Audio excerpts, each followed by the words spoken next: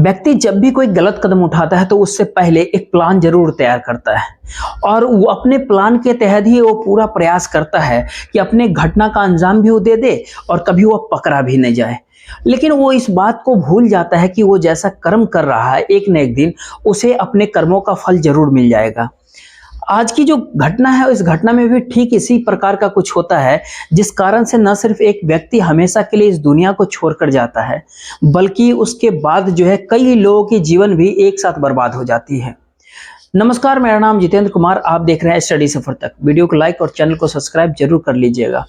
आज की जो सच्ची घटना मैं दोस्तों आपको बताने वाला हूं, दरअसल यह घटना होती है उत्तर प्रदेश राज्य की और उत्तर प्रदेश राज्य का एक जिला होता है कानपुर और इसी कानपुर जिला का एक थाना लगता है नौबस्ता।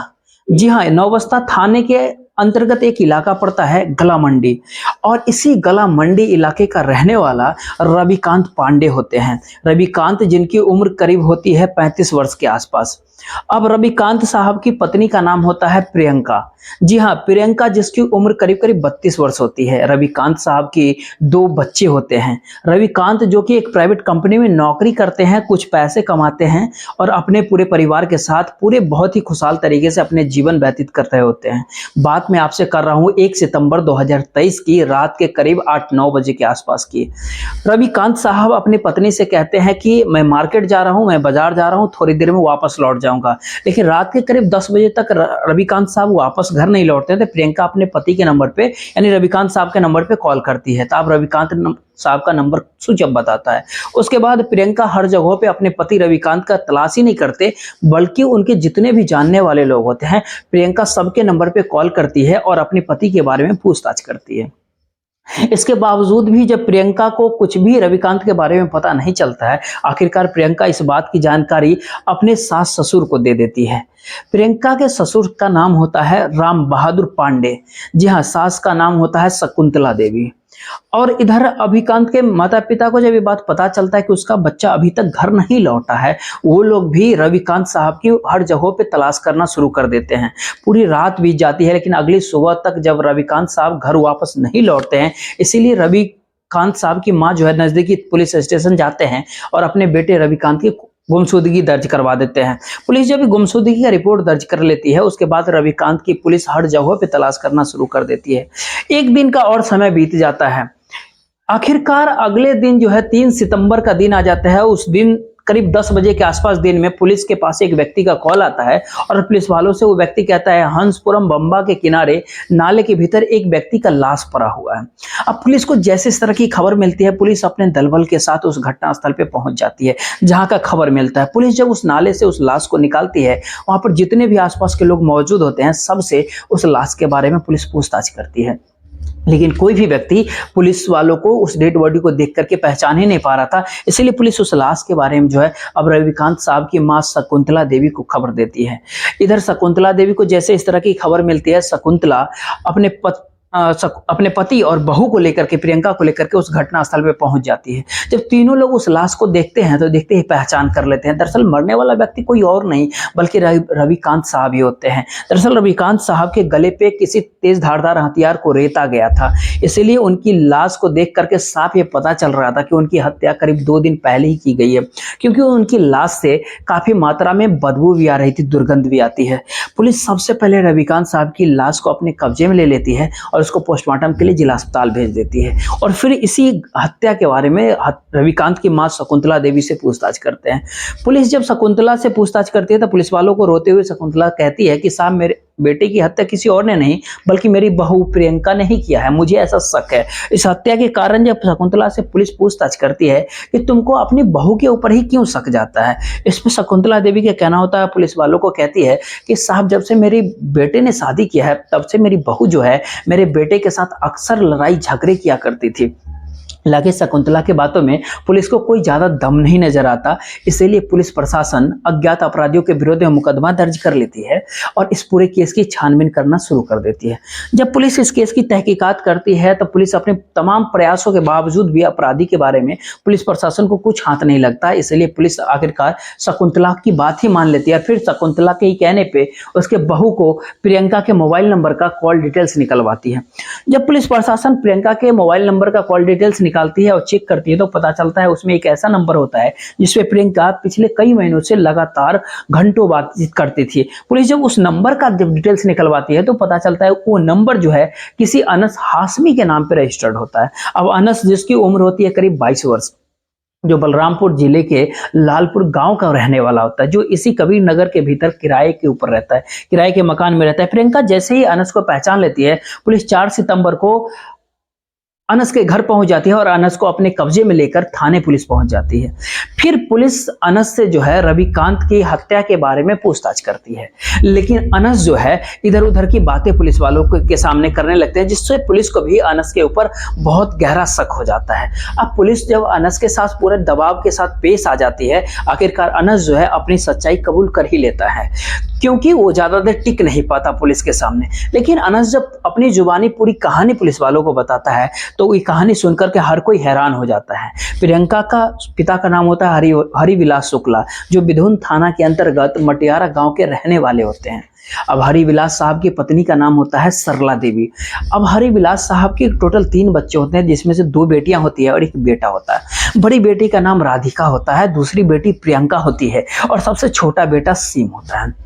हरिविलास साहब जो कि खेती किसानी का काम किया करते हैं और अपने बच्चों के साथ, अपने परिवार के साथ बहुत ही खुशहाल तरीके से अपने जीवन जी रहे होते हैं। हरिविलास साहब जो अपनी बड़ी बेटी राधिका की शादी भी करवा चुके होते हैं, लेकिन प्रियंका जैसे ही अपनी जवानी के दहलीज पे कदम रखती है, उसके बाद से हरिविलास साहब को अपनी बेटी की शादी कराने के लिए एक लड़के की तलाश में वो जुट जाते हैं।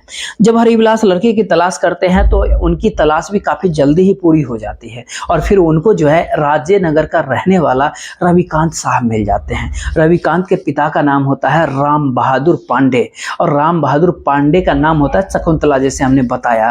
राम बहादुर के टोटल 3 बच्चे होते हैं, जिसमें से 2 बेटा होते हैं और एक छोटी बेटी होती है। बड़ा बेटा का नाम होता है रविकांत और दूसरा बेटा होता है अनूप और तीसरा छोटी बेटी होती है सीमा।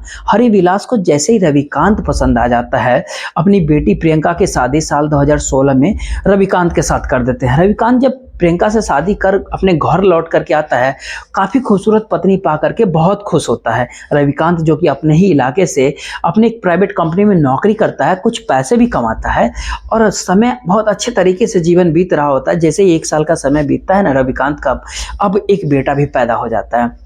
लेकिन उसके बेटा जैसे ही इस दुनिया में आता है, इसको लेकर के जो है प्रियंका काफी परेशान हो जाती है। अब क्योंकि रविकांत जितना भी पैसा कमाता है, सारा पैसा अपने माँ के हाथों में थमा देता है, जो कि प्रियंका को काफी अच्छा नहीं लगता। अब प्रियंका अपने पति को काफी समझाते बुझाती है कि अब कुछ पैसे बचाया करो, क्योंकि हमारे घर में एक बच्चा आ गया है, हमें उसके भी भविष्य के बारे में सोचना है। लेकिन रविकांत अपनी पत्नी प्रियंका की एक भी बात नहीं सुनता है। दरअसल रविकांत और प्रियंका के बीच में उम्र में भी करीब अच्छा खासा फासला होता है। प्रियंका अपने पति को पाकर के काफी खुश भी नहीं होती है। छोटी मोटी बातों को लेकर के अक्सर अब प्रियंका और रविकांत के बीच लड़ाई झगड़े होने लगते हैं। दरअसल प्रियंका अपने सास ससुर के साथ रहना ही नहीं चाहती, इसीलिए अपने पति के ऊपर लगातार वो दबाव बनाने लगती है। जब अपने पति से वो हमेशा लड़ाई झगड़ा करना शुरू करती है, आखिरकार रविकांत अपने पत्नी से परेशान हो उठता है और मजबूर होकर के एक दिन इस बात का निर्णय करता है और अपनी पत्नी को लेकर के अपने माता पिता से अलग हो जाता है और फिर राज्य नगर छोड़ करके इसी गला मंडी के भीतर एक किराए का कमरा लेकर के वो रहने लगता है। उसी किराए के मकान पर रह करके वो नौकरी करता है और रविकांत जिस कंपनी में नौकरी करता है, काम करता है, उसी कंपनी में काम करने वाला अनस हाशमी होता है। अनस जिसकी उम्र होती है करीब 22 वर्ष के आसपास, जैसा हमने बताया। दरअसल अनस और रविकांत के बीच में गहरी दोस्ती होती है। दोनों एक साथ बैठ करके अक्सर शराब का घूंट भी लेते थे। शराब का जाम जब वो लेते हैं, एक दिन रविकांत अपने कंपनी नहीं जाता है, अनस उसके बारे में पता करने के लिए रविकांत के घर आ जाता है। जब रविकांत के घर पे अनस पहली बार आता है, जब अनस उसकी पत्नी को देखता है तो प्रियंका की खूबसूरती देख अनस देखते ही रह जाता है। दरअसल अनस को अपने आंखों पे यकीन ही नहीं हो रहा था कि रविकांत की पत्नी इतनी बेहद जवान खूबसूरत है। तो पहली बार जब उसके घर पहुंचाता है तो रविकांत की उसकी पत्नी के साथ अनस बातचीत करता है। जब वहां से अनस वापस लौटता है, अब अनस के दिमाग में अक्सर प्रियंका की खूबसूरती, उसकी जवानी घूमने लगता है। प्रियंका के बारे में ही अनस अब हमेशा सोचता है। इसीलिए प्रियंका अपने पति के ऊपर दबाव हमेशा बनाती कि तुम बाहर जाकर के कोई तुम नौकरी करो, क्योंकि यहाँ की कमाई से हमारा खर्चा भी ठीक से नहीं चल पा रहा। जब अपने पति के ऊपर प्रियंका लगातार दबाव बनाती है, आखिरकार रविकांत अपने एक रिश्तेदार के माध्यम से गुजरात चला जाता है और गुजरात के भीतर ही एक गार्ड की नौकरी करने लगता है। हर 6-8 महीने पे जो है एक सप्ताह की छुट्टी लेके, 10 दिन की छुट्टी लेकर के अपने परिवार के साथ वो छुट्टी बिता करके फिर से वो काम पे गुजरात लौट जाता। लेकिन रविकांत जब गुजरात चला जाता है, अनस उसकी बातचीत नहीं होती है। लेकिन अनस को जब ये बात पता चल जाता है कि रविकांत गुजरात चला गया है, अनस को भी मौका मिल जाता है जिस मौके की तलाश में वो पहले से ही था। अब वो अनस का नियत तो पहले से प्रियंका के लेकर के खराब था। अब जैसे ही पता चलता है रविकांत गुजरात जा चुका है, अनस रविकांत के घर पे आना शुरू कर देता है। जब भी उसके घर पे अनस पहुंचता है, प्रियंका से तरह तरह की मीठी मीठी बातें भी किया करता है और हंसी मजाक करते करते वो कभी कुछ ऐसी बात भी कहता है जिसको सुन करके प्रियंका को समझने में बिल्कुल देर नहीं लगता कि अनस प्रियंका से चाहता क्या है। अब अनस जो कि शादीशुदा पहले से ही था है, लेकिन शादी से करीब 1 वर्ष बाद ही उसकी पत्नी की मौत हो जाती है। जैसे ही प्रियंका अनस के मंसूबों को समझ जाती है, कहीं न कहीं प्रियंका भी अनस को पसंद करने लगती है। अब आखिरकार ना चाहते हुए भी प्रियंका और अनस के बीच में प्रेम प्रसंग शुरू हो जाता है। दोनों के बीच में जब प्रेम प्रसंग शुरू होता है, उसके बाद से अनस प्रियंका से मुलाकात करने के लिए, बात करने के लिए अक्सर उसके घर पहुंच जाता है। लेकिन जब बार बार प्रियंका के घर पे आना जाना शुरू करता है, अब कहीं न कहीं आसपास रहने वाले लोगों को अनस को लेकर के शक हो जाता है। इसीलिए एक दिन पड़ोसी इस बात की जानकारी प्रियंका के साथ सास जो शकुंतला होती है उसे बता देता है। शकुंतला को जैसे इस बात की खबर लगती है, अपने बहू के घर पे वो पहुंच जाती है और प्रियंका को काफी लतार लगा देती है और समझाती भी है कि प्रियंका लेकिन अपने सास के ऊपर दबाव बना देती है, भारी पड़ जाती है, तरह तरह की अपनी सास को फटकार लगाती है, कहती है मुझ पे तुम लांछन लगा रहे हो। शकुंतला अपने घर तो लौट जाती है, लेकिन साथ ही साथ इस बात की जानकारी अपने बेटे रविकांत को दे देती है। अब इधर रविकांत को जैसे ही अपने पत्नी के बारे में पता चलता है कि प्रियंका और अनस के बीच में काफी गहरा निजी रिश्ता हो गया है, तो उसको रविकांत को अब कुछ दिन की छुट्टी ले लेता है और गुजरात से अपने घर लौट जाता है। रविकांत जब अनस के बारे में प्रियंका से कुछ बातचीत करता है, अब प्रियंका भी अपने पति के ऊपर काफी भड़क उठती है। अब रविकांत 1 सप्ताह अपने घर पे ठहरता है, लेकिन इस बीच भी प्रियंका और अनस जो है एक दूसरे से मौका निकाल करके मुलाकात करते हैं, बात करती है। एक दिन दोपहर के समय रविकांत अपने घर पे आ जाता है और उसी समय प्रियंका और अनस को अपने ही घर में अपने ही आंखों से आपत्तिजनक स्थिति में देखता है। जैसे इस तरह का नजारा वो देखता है, अनस तो वहां से भाग उठता है, लेकिन रविकांत अपनी पत्नी की काफी बुरी तरीके से पिटाई कर देता है। जब पिटाई करता है, प्रियंका भी अपनी गलतियों की रविकांत से माफी मांगती है, लेकिन जैसे ही 3-4 दिन का समय बीतता है, रविकांत फिर से अपने नौकरी पे वापस गुजरात लौट जाता है।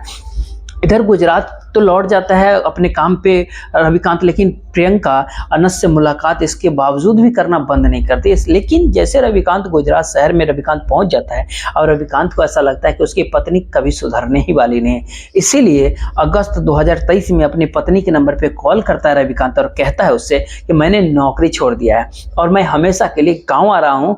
और जैसे ही गाँव आने की वो बात कहता है, यह सुन करके प्रियंका एकदम से घबरा जाती है।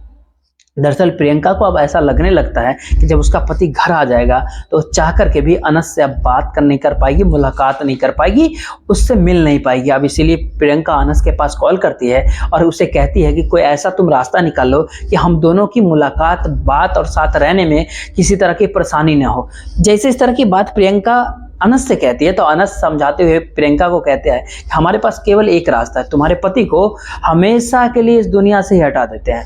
अब रविकांत को जब इस दुनिया से हटाने के बाद जब अनस कहता है प्रियंका से, तब प्रियंका अनस का साथ देने के लिए इसमें तैयार हो जाती है। आखिरकार अगस्त 2023 के भीतर रविकांत हमेशा के लिए अपने घर लौट जाता है। इधर रविकांत जब अपने घर पे पहुंच जाता है, एक दिन अनस जो है रविकांत से मुलाकात करने के लिए फिर से उसके घर पे पहुंच जाता है और अपने नाटकीय अंदाज में रविकांत से कहता है कि हमसे जो कुछ भी गलती हुआ है बस तुम एक बार मुझे माफ कर दो, क्योंकि तुम्हारी पत्नी के चलते मैं नहीं चाहता कि हम दोनों का दोस्ती खराब हो जाए। अब अनस जब कसम खा करके, क्रिया खा करके अपनी गलतियों की माफ़ी मांगता है, आखिरकार रविकांत भी अनस को माफ़ कर देता है और फिर पहले जैसे ही दोनों एक साथ बैठ करके काफ़ी मात्रा में शराब भी पीता है। जैसे रविकांत अनस के ऊपर भरोसा कर लेता है, अब अनस अपने काम को अंजाम देने के लिए एक तारीख मुकर्रर कर लेता है। 1 सितंबर 2023 का वो दिन होता है, शाम का करीब 8-9 बज रहा होता है। रविकांत को बाजार बुला लेता है। अब रविकांत जब बाजार जाता है, अनस शराब के ठेके पे जा करके शराब की 2-3 बोतलें खरीद लेता है। फिर दोनों एक साथ बैठ करके शराब पीने के लिए अनस रविकांत को लेकर के इसी हंसपुरम बम्बा किनारे लेकर के जाता है और फिर वहीं पे दोनों बैठ करके शराब पीने लगते हैं। जैसे ही दोनों बैठ करके शराब पीना शुरू करते हैं, प्रियंका को लेकर के दोनों के बीच में लड़ाई झगड़ा होना शुरू हो जाता है। अब जैसे ही दोनों के बीच में लड़ाई झगड़ा शुरू होता है, अनस अपने पास से एक चाकू निकालता है और रविकांत के गले पे काफी जोर से चला देता है, जिसके कारण रविकांत की घटनास्थल पे ही मौत हो जाती है। अब उसके बाद से अनस रविकांत की लाश को लेकर के नाले में ढकेल देता है, फेंक देता है और उसके साथ प्रियंका के नंबर पे कॉल करता है उसी जगह से और कहता है कि तुम्हारा काम हो चुका है। उसके बाद से उसी रात को प्रियंका के घर पे भी अनस पहुंचता है और पूरी रात प्रियंका के साथ रंगरलियां मनाता है और अगले दिन अपने घर लौट जाता है। अब सच में जब अनस पूरी कहानी जब पुलिस वालों को बताता है खुद ही, तब पुलिस अनस के ही कहने पे प्रियंका को भी अपने साथ गिरफ्तार करके लाती है। फिलहाल पुलिस ने इन दोनों आरोपियों को हत्या जैसे मामले में गंभीर धाराओं में मुकदमा दर्ज करके दोनों को जेल भेज दिया है। दोस्तों, पूरी घटनाक्रम सुनाने का उद्देश्य आपको परेशान करना नहीं था, न कि आपका दिल दुखाना था, बल्कि आपको जागरूक करना था और सचेत करना था। तब तक आप जहां भी रहे सुरक्षित रहे और अपनों का ख्याल रखें। तब तक के लिए जय हिंद, जय भारत।